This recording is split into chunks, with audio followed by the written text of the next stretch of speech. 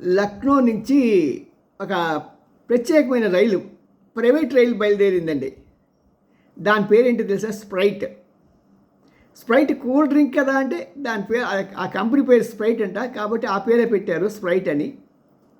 మొత్తానికి రైల్వేలు కూడా ప్రైవేట్ పరంగా, ప్రైవేట్ దిశలో మోడీ గారు తీసుకెళ్తున్నారు.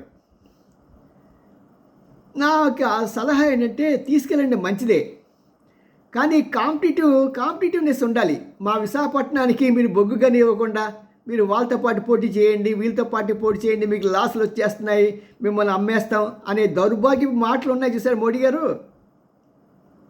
అలా చేయకండి. ఎందుకంటే వెయ్యానికైనా కయ్యానికైనా సమజోడు ఉండాలి అన్నట్టుగానే ఏదైనా సరే పోటీ ఉన్నప్పుడు ఈక్వల్ స్టేటస్ ఉండాలి, ప్రైవేట్కి కానీ అదే పబ్లిక్ కానీ. మరి ప్రైవేట్ వారికి ఎలాంటి ఫెసిలిటీస్ ఇస్తున్నారో, ఎలాంటి రూల్స్ ఇస్తున్నారో అదేవిధంగా పబ్లిక్ కూడా ఇచ్చినప్పుడు డెఫినెట్లీ దే విల్ కాంపీట్. సత్తా లేని వాళ్ళు ఎవరు కాదు అక్కడ. కానీ ఇవ్వవలసిన బాధ్యత మాత్రం కేంద్ర ప్రభుత్వం. ఇవాళ మోడీ ఉండొచ్చు, రేపు ఇంకోళ్ళు ఎవరు ఉండొచ్చు కాక, ఎవరున్నా సరే అలాగే ఇవ్వవలసిన బాధ్యత కేంద్ర ప్రభుత్వాందే. ఎందుకంటే ఎప్పుడైతే పోటీ ఉంటుందో, ఇప్పుడు చూడండి మనకి ఈ మొబైల్ ఫోన్స్లో మనకి నెట్ ఫెసిలిటీ, ఒకప్పుడు మనం మాట్లాడినా డబ్బులు కట్టాలి, పక్కవాడు ఫోన్ చేసినా డబ్బులు కట్టాలి, ఇదేం బాధుడురా అనుకునేవాళ్ళం.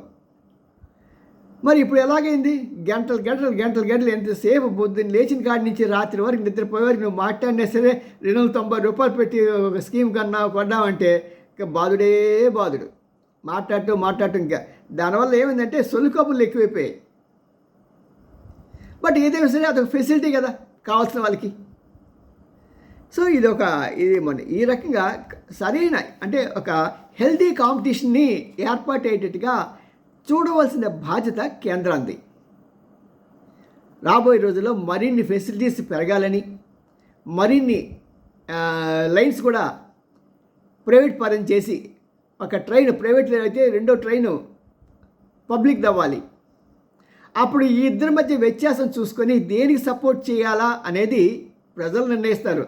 అంతేగాని ఇప్పుడు చూసారా మనకి ఈ థియేటర్స్ కాంపిటీషన్లో వాళ్ళకి ఒక cool drink, Sprite cool drink కావాలంటే బయట 20 రూపాయలు దొరికేది అక్కడ 400 రూపాయలకి 300 రూపాయలకి అమ్మినప్పుడు, అదేవిధంగా పాప్కార్న్ దాన్ని 400 రూపాయలు 300 రూపాయలకి అమ్మేటప్పటికి ఆ సినిమా థియేటర్ మీద థూ అని ఉమ్మేసి హాయిగా ఓటీటీ చూసుకుంటారే, అలాగే అవుతుంది. జాగ్రత్త సుమా. మీ రామ్జీ, సీనియర్ జర్నలిస్ట్. గుడిగంటి. నేను లైక్ చేయండి, షేర్ చేయండి, సబ్స్క్రైబ్ చేయండి మాత్రం మనకండి. బాయ్.